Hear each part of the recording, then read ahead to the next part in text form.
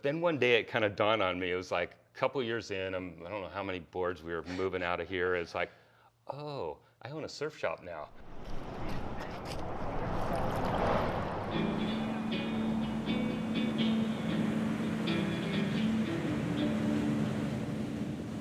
Hey, welcome to episode 1 of the First Light Surf Club Spotlight Sessions. My name is John. I'm the owner and founder of First Light Surf Club, and I'm here with John of the Board Source, located in North County, San Diego, which we're sitting in his shop right now. Many of you probably have been here or recognize this location, checked out their vast selection of new and used boards or seen them online. And what started out a little over 8 years ago out of John's garage has grown into one of the largest surfboard retailers in all of Southern California. So I'm here to sit down with John and hear a little bit more about his story and dig in on how he started the Board Source. Sounds good. Glad to be here. Yeah, so I've known this guy since he was 14 years old. It's true. Look at him all grown up now. Well, yeah, well, let's jump in. So you were born and raised in North County. Tell us a little bit about those early days here. Grew up in Leucadia, and I grew up being outside. I skateboarded, I rode bicycles, BMX, raced motocross professionally. Early teens, started surfing, and just always loved an active life, getting outside and playing. I always liked playing. It's like, I still do. Yeah. It's like ride with my son, bikes, surf with my son, my daughter, being outside. I love it. What do you think led you to get into the action sports and surfing specifically? Oh, I don't know. I've always been kind of an adrenaline junkie. And as a kid, I liked competing in different things. Surfing, I've kind of settled into surfing. I have a lot of background in BMX bikes and motocross and things like that, but I found myself getting injured so much where I can surf every day and my body holds up. I can keep going. Yeah. But so as you got older, you didn't initially get into the surf industry. Tell us a little bit about your path into...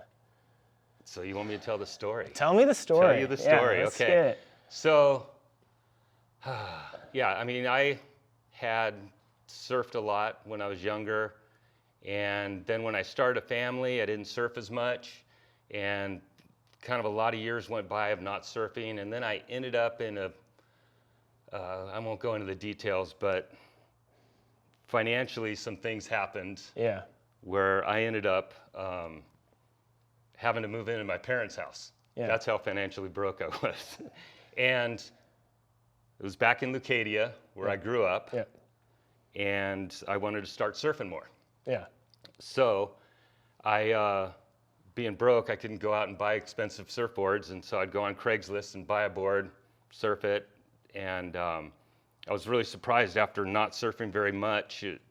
For a lot of years, it was like everything came back really quickly.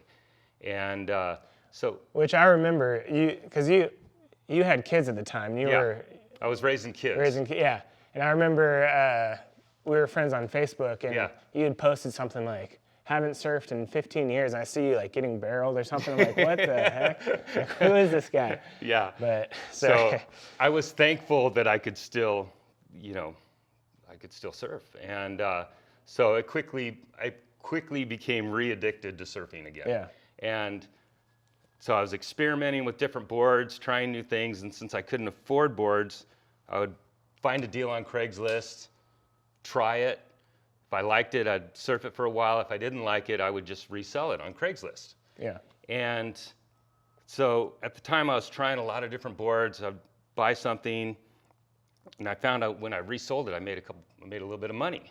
And then I started kind of seeing deals where I go, I can buy that board and resell it. So I started buying boards on Craigslist specifically to resell to help fund my surfing.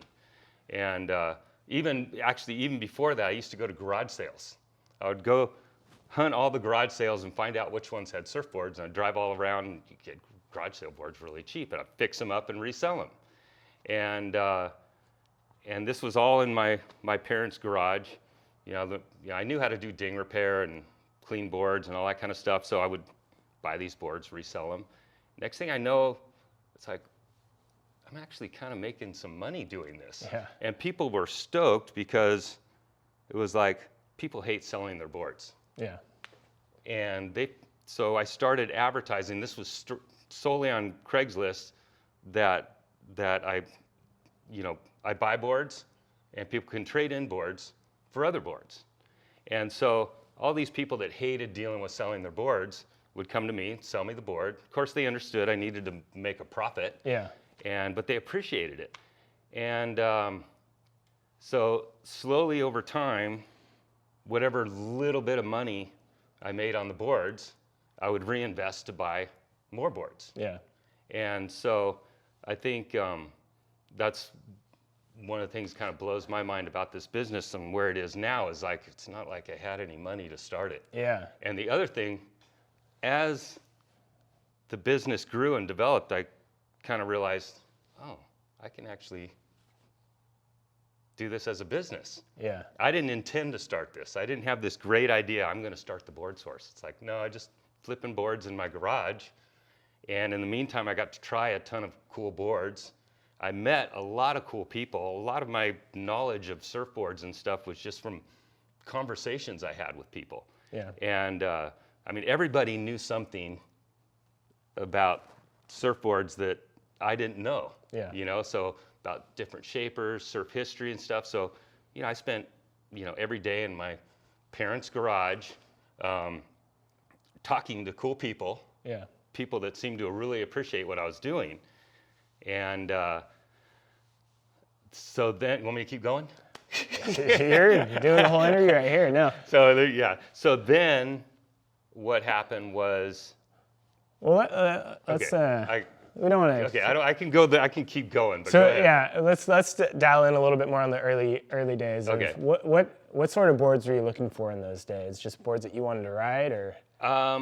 Boards I wanted to ride, or boards I knew would be easy to resell, or things that were popular. So over time, I kind of realized what sells, what doesn't sell. At the time, I was riding a lot of short boards, so I was buying boards that I wanted to surf, or buying boards I knew the most about, because if I knew about them, they were easier to sell to other people. But there's also different boards I knew would be easy to resell, like different entry-level boards, fun boards, long boards. And then over time, I got more in tune with the super high-end boards, and what boards are in demand. Yeah. So if I had an opportunity to buy one of those boards that I knew was in demand, I would definitely jump on it, because I just kind of, over time, I just kind of was able to figure that out. Yeah. And so that's, the more boards you sell, the more you and more people you talk to, more you realize what people really like and want to have. So then, in those early days, you were just posting everything on Craigslist? Just like Craigslist. What led you to start doing the website? Or I guess, so yeah, you just figured. Yeah, two things happened. Number one, Craigslist started kind of monitor, like I would get posts deleted all the time. Oh, really? And, or not sure what was going on, but some people might have complained because I was selling a lot of boards on Craigslist. Some people might not have liked that. And so I started having problems with being able to post all my inventory. Yeah. I was getting upwards of 100 boards or so in my garage. Yeah. And maybe more, I'm not sure. I got real creative on how to fit all these boards in the garage. And if any of you have ever seen, I still run into people these days, I bought boards from you back in your garage. I bought a board from your garage. Yeah. And I had all this creative ways to stuff all these boards into the garage. Yeah. And, so two things happened. I started having trouble with my postings and not being able to advertise, because without being able to advertise, like I couldn't keep going. And so that's when I launched the website. And the way I came up with the name, The Board Source, I was over visiting my daughter in Hawaii, and I was in a bathroom somewhere, and there was this little sticker that All the said, best thoughts come in the bathroom. yeah, it was like, there's this little sticker on the wall that said, "The Board Dude." And I go, the Board Dude. No, I don't want that, but it was like someone else taking it. But I came up with the name, The Board Source, Yeah. and that's when I launched a website. And so that way I can control being able to advertise everything. So how much time had passed from? It's kind of a blur because, like I said, it wasn't like I had a day I want to start this business. It's like all of a sudden I realized I had a business and I needed to keep it going. Yeah. And I had all this momentum where it was getting to the point I was selling around 100 boards a month out of the garage. Dang. And then the neighbors started complaining because I'm having people constantly coming to my parents' house to buy boards, and not sure who complained, but someone did. So the city of Encinitas cracked down on me. Oh, no way. Okay, and basically you're not supposed to run a retail business out of your garage. Yeah. Okay, I guess I didn't know that. Just flipping boards here, and so at that point I realized that okay, what do I do? Yeah. So I never wanted to go like the traditional surf shop way with a retail location with a lot of foot traffic. At the time, I sold all my boards by appointment. Yeah. By appointment to come buy a board. They can just peruse in your house whenever. Yeah, I didn't want people just coming by. And so then I go, okay, well, I need a space. And so I go find a warehouse. Yeah. I can do this. And the thing that was hard in the beginning was warehouse space is huge and expensive. And it's like trying to find a small warehouse. Yeah. So I managed to find a small warehouse in the same building. And it was 900 square feet. And moved all my boards into here, set it up with racks and stuff. And so I started selling boards out of a warehouse. I still did it by appointment. I didn't have regular hours. And it was primarily used boards at the time. Yeah. So at this point, were you fully invested on getting the board source going? Were you still maybe looking at other jobs or seeing? No, it was very profitable. Yeah. So it was like, I'm going to keep this going. But one of the funny things was, people asked me what I did. I was like, well, I flip surfboards. Yeah. But then one day it kind of dawned on me. It was like a couple years in, I don't know how many boards we were moving out of here. It's like, oh, I own a surf shop now. Yeah. It kind of dawned on me. It's like, I'm not just flipping boards. I actually have a business. Yeah. And it's like, okay, let's keep this going. Yeah. So I'm curious, like early on, you had to market yourself to get it out there, and you did a lot on Craigslist, and you created your website. And I'm curious, are you naturally have that marketing eye, or where does that skill set? It wasn't necessarily the marketing. I kind of looked at things like, in order for people to come buy a board, they needed information about that board. Yeah. So whenever, it started on Craigslist, I'd try to be very complete and detailed on that board. Yeah. Because I didn't want people calling and asking a bunch of questions or emails or texts, a bunch of questions. I wanted most of the questions all answered there. Yeah. So my goal was to get people to just call, hey, I want to come buy that board. Yeah. And not have to have a whole bunch of back and forth. And I carried that over to the website.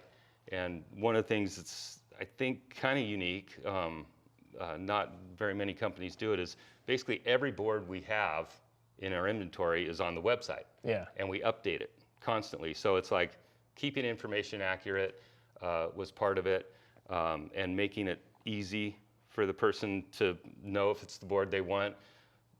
But also something I implemented very, very early was because I had sold real estate for 20 years. Yeah. So I knew customer service, I knew sales, I knew how to pretend to be professional, But so customer service became the highlight of my business, where the board buying experience for people was very pleasurable. Yeah. They enjoyed it. If people came to buy a board and I didn't think it was the right board for them, Yeah. it's like I would talk them out of it and try to talk them into what I thought would be the right board. So, the customer service, with the customer service and the making sure people bought, their buying experience was really positive and they bought the right board, it's like it all became word of mouth. Yeah. So it wasn't, I actually did zero advertising until, I mean, I didn't even do Instagram at first because we were growing so fast. Yeah. I couldn't handle the growth. It was like, if I start advertising, it's like, then I'm going to be completely overwhelmed. Yeah. And so, so it wasn't really the marketing, it was more the board buying experience for people, and people enjoyed it. Yeah. And it's like, oh, I like, you know, let's go see what Jon has. Let's, Yeah. you know, the time when I first started, I had an email address, ibuysurf@gmail. And so that was the original name, iBuySurf. But then when I got a website, I got to come up with a better name than that. So the point when you were growing the website, when did you feel like you needed extra help to? Oh gosh, there was a time the business was growing so fast, and I'm a one-man show. I'd hired a kid to clean boards for me. Yeah. And so that was, but I did everything. And I was probably working 70 hours a week between photographing boards, you know, appointments. You know, I'd take appointments anytime, you know, it's like all day, you know, didn't have hours. And I thought to myself, it's like, you know, I saw what was making it successful was the board buying experience for people. Yeah. And the professionalism and things like that. And I go, where am I going to find somebody that can do it the same way I want it done? And met a guy, Kevin Kosha was the first guy I hired, surf industry guy, been around a long time, you know, the other issue I had is I've never been a business owner, so it's like, I have this business that's growing so fast, and it's like, I didn't even know how to manage it, you know? And so when Kevin came in, that was the first real big change, because total pro, knows surfboards, knows how to scale a business, and he's the one that really helped me take this, whatever it was, and turn it into a real business. It's like at the time, I don't know, I 200, 300, 400 boards, something like that in our space, and he goes, you know, do you have any spreadsheets or anything? And it's like, what's a spreadsheet? And it's like, you know, it's like, what did you know, how much did you pay for this board? How are we going to keep track of all this? And it's like, well, I just have that in my head. You know, it's like I just remember I paid $300 for that board. You know, and so he started implementing, tracking everything, and you know, and it's. I remember the first time he showed up, I had worked, you know, 10 plus hours that day. I was exhausted. I had 3 more appointments in the evening, and I go, first day I talked to him, I go, would you like to take those appointments for me? And so he texts me afterwards, or we usually try to schedule them like half hour apart, and he texts me afterwards, he goes, all 3 people bought boards. That was easy. It's like, you know, and so it was different because of the appointment only. I mean, we have regular hours now, but it's like because of the appointment only, people usually showed up and bought a board. Yeah, they had intention. If they had made an appointment and they showed up, they usually bought a board. Yeah. So it was a very high close rate, and it was like, you know, whatever formula I came up with for this, it seemed to be working, and people appreciated it. So I'm curious, everyone that comes here knows that your prices are hard to beat. I'm curious how you keep those prices so low for the boards. Well, a lot of I mean, you know, when it comes to like our used boards, you know, we have about 50-50 used boards to new boards now. Yeah. And so when it comes to our used boards, I know if I price them too high, I'm just going to be stuck with them. Yeah. So, so when people come in to sell us boards, we have to buy them at a price that I know I can resell them. I don't want to be sitting on inventory for too long. That we do have, you know, a lot of new boards in here now. A lot of times I'll buy those in bulk deals so I can get a better discount. Some companies have boards that have blemishes, and sometimes I'll buy up to like 50 of those at a time, and so that just helps me keep prices down. And plus I'm in a warehouse, so I don't have quite the overhead a regular retail location has. And so it's, it's kind of surprising. Sometimes I'll scroll on other websites. It's like, wow, that board goes for that much new. It's like, but, and sometimes brands approach me and want to sell their boards here. And it's like, well, if I put these in here at this price, it's going to be hard for people to want to buy them when there's so many other boards for a lot less money. So it's keeping prices down and making it affordable is definitely a key part of this business, but also being able to buy used. You can have a $1,500 surfboard that's been surfed 2 or 3 times and get it for $1,000. So, or $900 or $800. So it's like, when it comes to our used boards, I always focused on high quality used, not beaters, not stuff that. Not the boards I'm trying to sell you. Exactly. So you're not still going to garage sales anymore? No right? more garage sales. I don't. Used to buy all the boards off Craigslist. I would contact people and go buy them. And but it's people know now I buy boards. And so it actually gets a little difficult at times because it's so easy for people to come in here, sell me a board and leave with cash.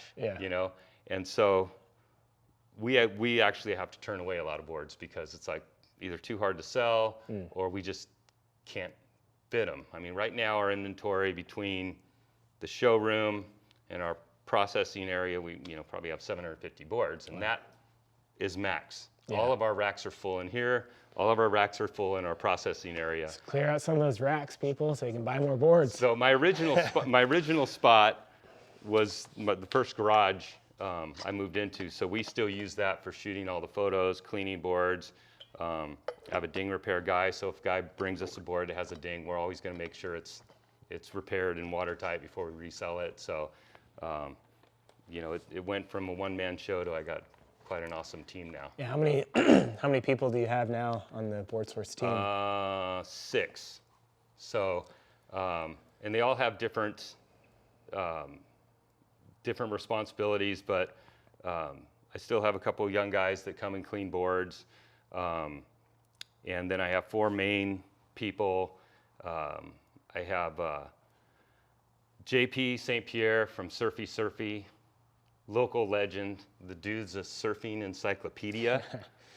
If I ever have a question about anything, he knows the answer. And love having that guy here. He had a very successful surf shop in Leucadia, and the Surfy brand, very successful. And so being able to get him in here was huge for me. He does all my Instagram and all my marketing. He handles our accessory department. Tyler Neal, very experienced in retail sales and very good surfer and another surfboard nerd. So he was one of the, I think it was JP, it was Kevin, who's moved on to do other things, but JP was, I think, the first. Then I brought in Tyler, and then Mike and Ashley Yob, husband, wife. Mike does ding repair, quality control.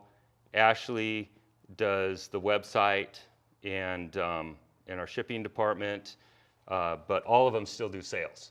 So they're all, honestly, I was at a point long time ago where I didn't think I'd ever find anybody that would do it the way I wanted it done. And now I have this crew of people that they do it better than me.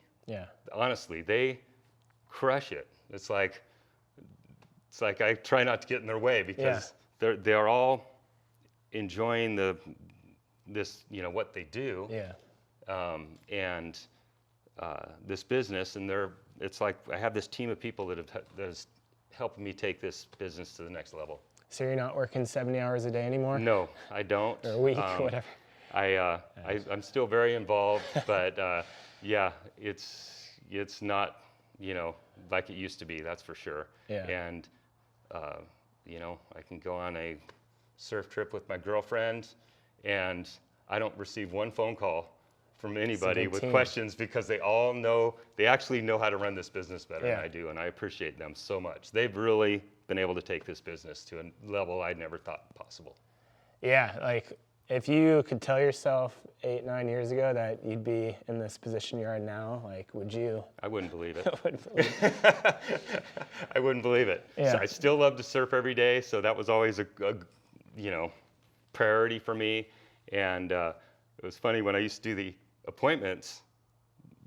Before we had regular open hours, I would always schedule my appointments around surfing. Yeah. So it's like, I'm sorry, I can't meet you then. I'll be surfing. So it's like, so it's kind of the luxury of the business. And Which you're an avid first lighter or morning surfer, so I'm sure they're. yeah, I love surfing early. I surf with my 2 kids, Ashley and Austin, and my girlfriend Kira.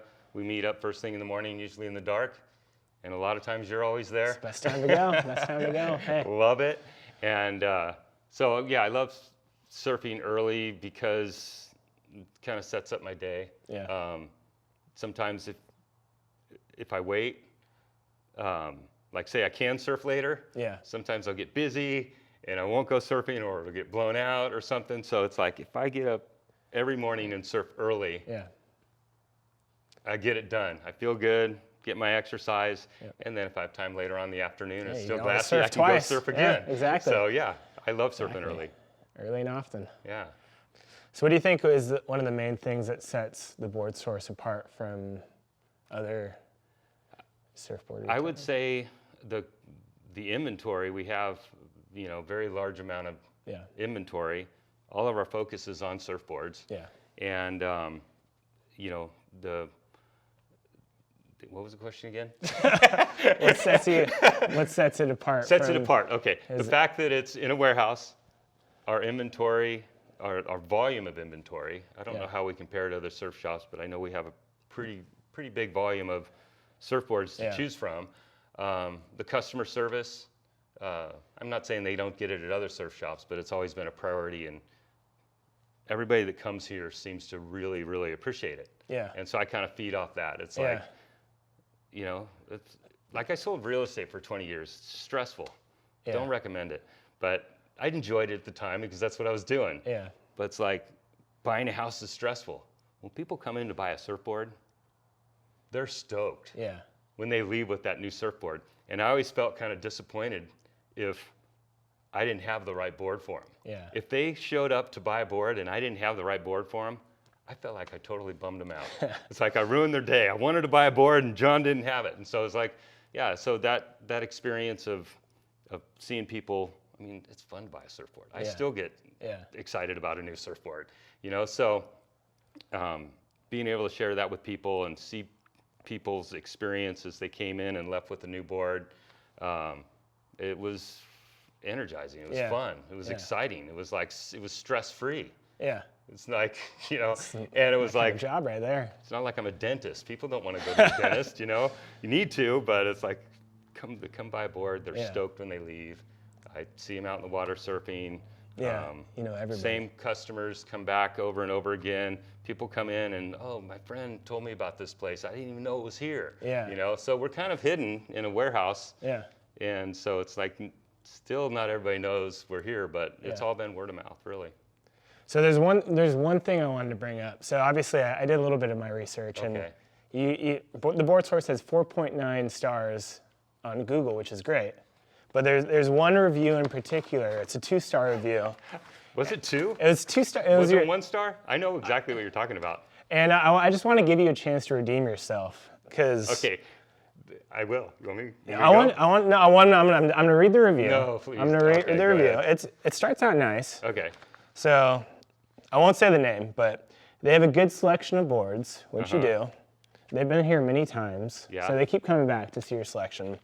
But then they say, the owner is not the nice guy. I refuse to go in. If he's even there, watch your wallet. And you seem like a nice guy, but you're not the nice guy. So I don't know what. Okay, there was a different review, I thought. Okay, No. wait, I had a different one in my head. So maybe I have 2 negative reviews. You might have to. So I'll start with this. I think we have 80 or plus. There's 80, a lot, yeah. A lot of Google reviews, all 5-star. Yeah. Very, very proud of that. Yeah. And I have no idea who that person. There was another. I won't say the name. Backing up to the one, the other negative review was my fault. It was like, wasn't any of my employees' fault. Yeah. It was like at a point when I was like, and it was like I was full-time sales still, like answering all the texts, answering all the calls. I didn't have my crew yet. Yeah. You know, and it was like, I was so busy that day, I didn't get back to this guy, and he was asking a lot of really detailed questions. I just didn't have time to get back to him, and I guess it made him mad. Yeah. So that was one negative review. This one, no idea who it is. Not the nice guy? He seemed like a nice guy. that seems like the general popular opinion. Man. But for some reason, he might have caught me at a day that I was like exhausted and had used all my words for that day, and I didn't come across as nice because I like to think I'm a nice guy. I think you're a nice guy too. Most people think so. Well, one guy doesn't. Watch your wallet. I don't know what he's saying. Watch your wallet. But there is a good selection. Who knows? So then, 8-9 years you're here now. What do you think is the future? Do you have some goals in mind for the next 5-10 years of the Board Source? It's grown so fast.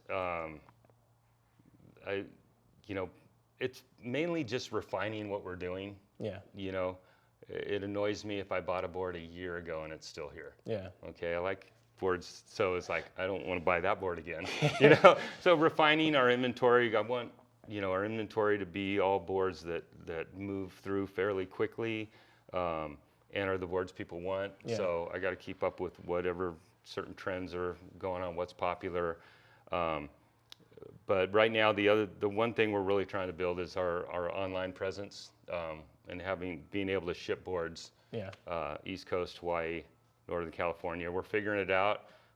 Prices for shipping is still a little high, but I think we're starting to make some breakthroughs on that because we want to make it affordable. Yeah. And building our accessory department, I like to be able. We just did surfboards for a long time, but now I like to have every possible fin out there. Tractions, leashes, we're talking about doing a board bag rental program where people need travel bags. They're like $400 to buy a travel bag and they want to go on a surf trip. It's like, we're talking about possibly doing a board bag rental setup for our customers just to make it affordable and easy. Yeah. So, I don't know. It's grown at a pretty rapid pace. I enjoy it a lot more, especially with the crew I have.